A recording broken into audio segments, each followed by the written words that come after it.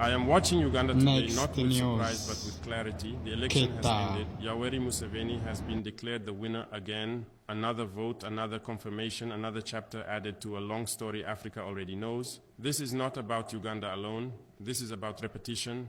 Across our continent, elections are held, results are announced, and power remains exactly where it was before the ballots were printed. The process looks democratic, the outcome feels permanent, and the youth are told to wait again for the next cycle. When I look at Uganda's election, I do not see chaos, I see structure, I see a system that has learned how to survive pressure by absorbing it. Internet shutdowns, state machinery, familiar opposition struggles, familiar international silence. Many will ask, why speak now? Because patterns are dangerous when we stop naming them. In Burkina Faso, our path did not begin with approval. It began with refusal. Refusal to accept that time alone creates legitimacy. Refusal to believe that stability without sovereignty is progress. Uganda's election did not shock Africa. What should shock us is how normal this has become. Today is not about judging Ugandans. It is about questioning a political model that keeps repeating itself while Africa's future waits outside the door. When leaders win again and again, the world calls it experience. Inside Africa, many are told it is stability. But I have learned that continuity can become a shelter where deeper problems hide, untouched and unchallenged. Uganda's election followed a familiar script: a long-serving president, an opposition that mobilized youth energy, a state that controlled the tempo of the process. The result was announced and Africa nodded, because it has seen this movie before. What matters is not whether ballots were cast, but whether power was ever truly at risk. Across the continent, electoral systems have grown sophisticated. They are no longer crude, they are managed, institutions exist, courts function, observers arrive, statements are released. But behind this structure, the same question remains unanswered. Can leadership change without permission from the very system it threatens? This is where the pattern becomes clear. When a leader remains in power for decades, governance shifts from serving the people to maintaining balance between external partners, security forces, and political survival. Development becomes measured not by transformation, but by avoidance of collapse. Youth unemployment remains high, resource extraction continues, dependency is managed, not broken. I do not say this to dismiss elections, I say it to expose the limits of elections when they operate inside inherited frameworks. Voting inside a closed system does not open the system, it reinforces it. Uganda is not unique, it is recognizable. From Central Africa to East Africa, long rule has been normalized through procedure. The people vote, but the structure decides how far that vote can travel. In Burkina Faso, we reached a moment where waiting for rotation inside that structure was no longer an option. Insecurity was expanding, sovereignty was shrinking, our future was being negotiated without us. So when I look at Uganda today, I do not see failure. I see a warning, a reminder that continuity, when unexamined, slowly replaces accountability. And when accountability fades, legitimacy becomes a performance, not a relationship. This is the pattern I am reacting to. Not a man, not a country, a system that has learned how to repeat itself while calling it progress. Every election season across Africa carries the same image. Young people line the streets, phones raised, music loud, hope visible. They campaign, they volunteer, they defend their vote with passion, and then, when results are announced, that energy has nowhere to go. This is not because African youth lack numbers, they are the majority. In many countries, more than 60% of the population is under 30. This is not because they lack awareness, they are more informed, more connected, and more politically conscious than any generation before them. The problem is structural. The door they are knocking on was not designed to open. In Uganda, as in many states with long-serving leadership, youth participation is encouraged only up to a point. Mobilize, but do not disrupt. Vote, but do not threaten continuity. Protest, but within boundaries defined by the same power you are challenging. The system absorbs youthful pressure without transferring real authority. This creates a dangerous contradiction. Young people are asked to believe in democratic rituals while being excluded from democratic outcomes. Over time, this gap breeds frustration. First it becomes apathy, then anger, then rupture. I have watched this pattern repeat across borders. Youth movements rise around charismatic opposition figures. But those figures are constrained by institutions shaped long before they arrived. Even when elections are competitive, the cost of truly winning becomes so high that the system protects itself before it allows renewal. This is why some leaders fear youth more than foreign critics. Youth do not negotiate in old language. They do not owe loyalty to Cold War alliances or donor frameworks. They measure legitimacy by results, not history. In Burkina Faso, the youth did not wait because waiting had already cost too much. Insecurity expanded while patience was preached. Resources left the ground while hope was exported in speeches. The system asked for more time, the people ran out of it. Uganda's election reminds Africa of this unresolved tension. A young population living under political arrangements built for another era. Elections offer expression but not transfer, participation but not power.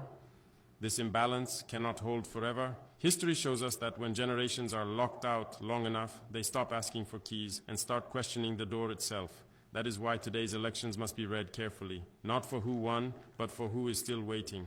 When elections end in Africa, the fastest reactions rarely come from the streets. They come from abroad. Carefully worded statements, measured congratulations, calls for calm, support for institutions. The language is consistent even when the outcomes are predictable. This is where the pattern deepens. International partners say they support democracy, but in practice they prioritize reliability. They look for governments that keep borders predictable, security cooperation intact, and economic agreements uninterrupted. Long-serving leaders understand this logic well. They present themselves as anchors in uncertain regions. In return, pressure softens. Uganda has played this role for years. A strategic security partner, a contributor to regional military operations, a stable ally in a volatile neighborhood. When elections arrive, these relationships do not disappear. They shape how far criticism goes and where it stops. This is not unique to Uganda. Across Africa, leaders who align with external security and economic interests are granted tolerance. Elections are observed, not challenged. Concerns are noted, not enforced. The system protects continuity while maintaining the appearance of democratic endorsement.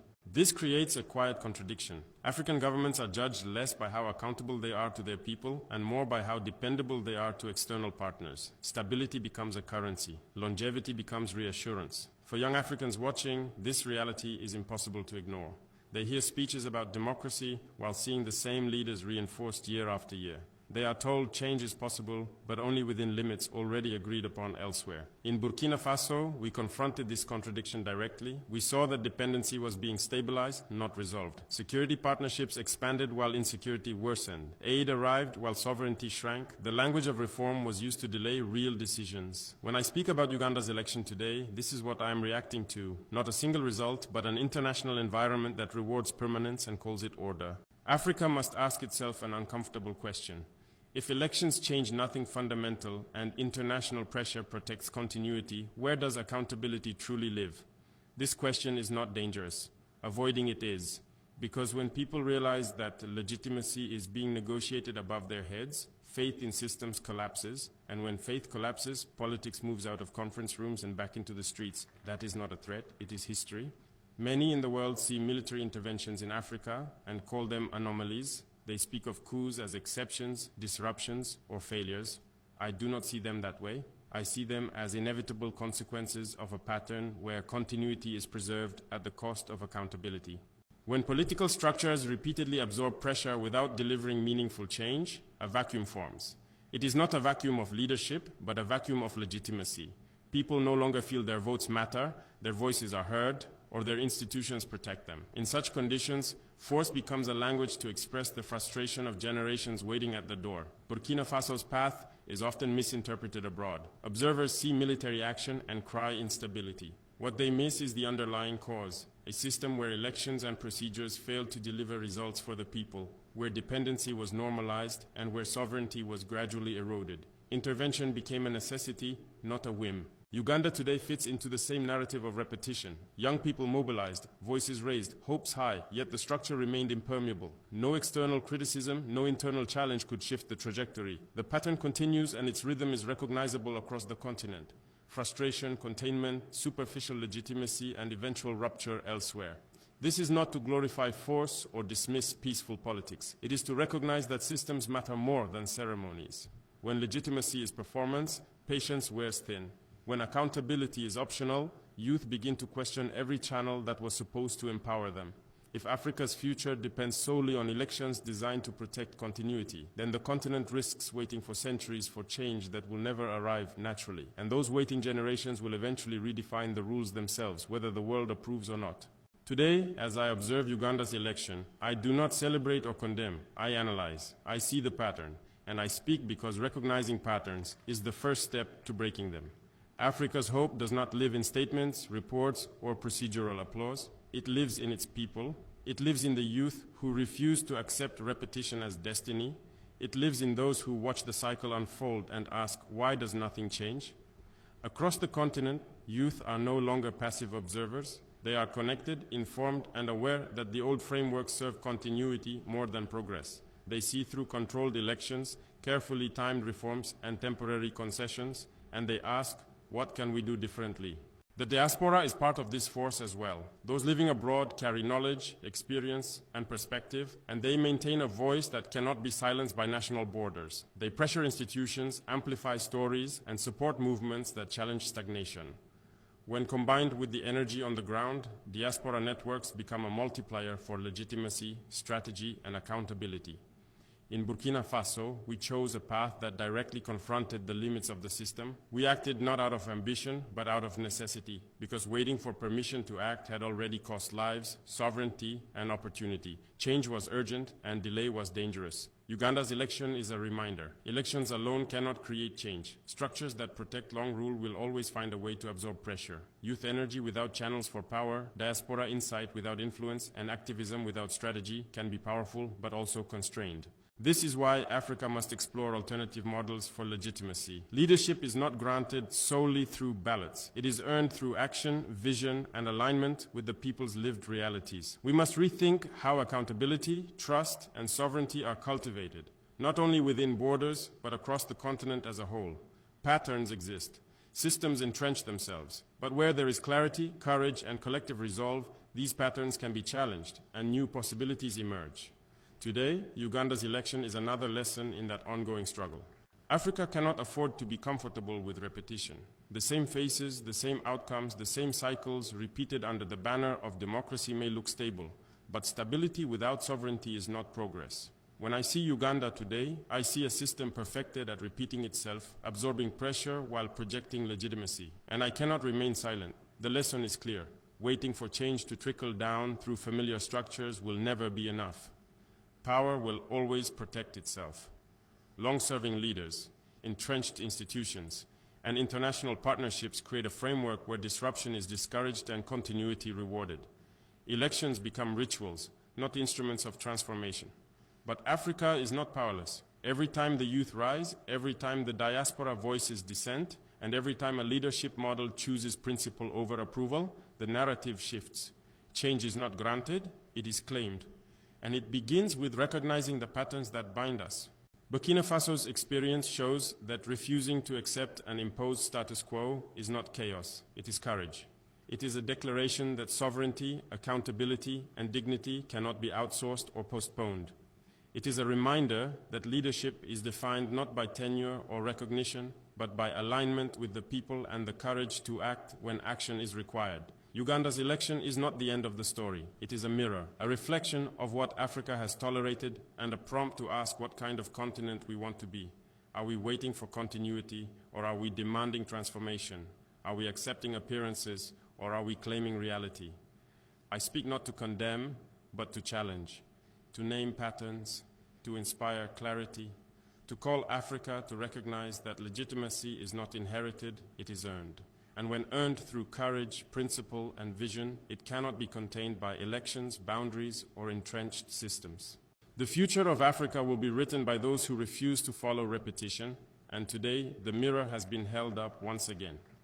As I step back from today's events in Uganda, I am reminded that Africa's challenges are not born overnight. They are cultivated over decades of systems designed to preserve themselves while the people wait. Elections may come and go, leaders may change in name, but patterns endure. Recognizing these patterns is not pessimism, it is preparation. It is clarity about what must be addressed if the continent is to realize its potential.